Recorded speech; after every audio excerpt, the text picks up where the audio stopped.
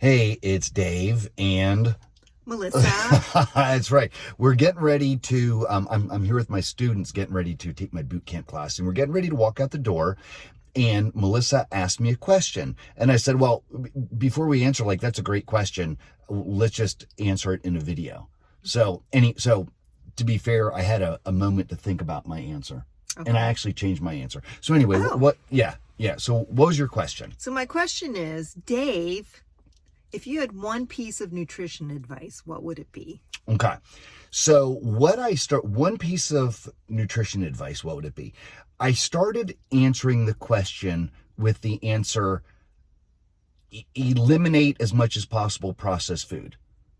Okay. Oh, that's a good answer. That is, but I tell you what, I'm going to change my mind.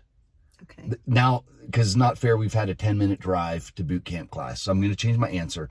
My answer is to be aware. That's my answer. Maybe that's a bad answer, but just to be more aware. And it's kind of like the processed food thing. So processed foods are just so incredibly bad for us. And let me use the example of a bag of Doritos. Now, I got to tell you, that sounds kind of good, but no, not for me. That would hurt you. That would be painful. Me, yes.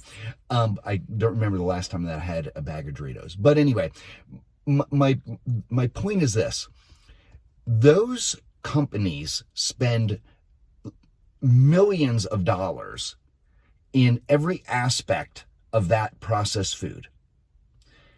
The bag that it comes in, how the bag sounds when you crinkle it, okay? The colors of the bag, and like that whole marketing. And we didn't even get into like what's in the bag yet. The Dorito itself, highly processed, highly seasoned. What was that old ad, like, you can't eat just one? You know, was that a potato chip one? Yeah. But it's the same principle. These things are engineered so you can't eat just one. How they crunch in your mouth, how they feel in your hands, and it goes on and on and on. Every aspect of it is, what do you say, like over engineered and over processed, and they're absolutely not healthy for you. Okay. So that was my answer. And again, I said, I'm changing my answer to awareness, because I think, like, if we are just more aware of what we eat, that covers a broader blanket, if you will. So if we're more aware, I think we would stay away from processed food. If we're more aware at a restaurant when we go out to eat, and we like to eat at restaurants, but think about like the portions sizes that are at a restaurant. Boy. Yeah. So at home, let's say we're going to have, and I'll just say this just to make it easy. We're going to have some steak at home, right? And a portion, like, how many ounces of steak would you normally have at home? Like two or 3 ounces or something like that. And if you would go out to a restaurant, how big of a steak would you order? Well, I think the smallest you can get is probably an 8 ounce. An 8 ounce. Okay. So that restaurant steak is really about 3 or probably closer to 4 servings for you. Okay. So that's kind of why I picked my answer of awareness.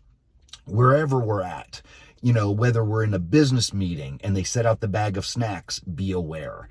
When we're getting ready to rush out of our house and we're at the mall, be aware. Just make better choices, throughout the day with that awareness. And again, being aware to stay away from the processed foods, being aware to watch the portion control, being aware to make sure that we stay hydrated throughout the day. So, what do you think about that answer? I think that's really good. You think that's good? Awareness? Is that your thing now? Yeah. Very good. Hey, hope that helps. You guys have any nutrition questions or training questions, drop them down below. And I have to go take Melissa through her boot camp class right now. Are you ready? Yeah. Whoop, whoop. I think I might be the only one here. I doubt it. You guys have a great day. We'll see you. Bye. Bye.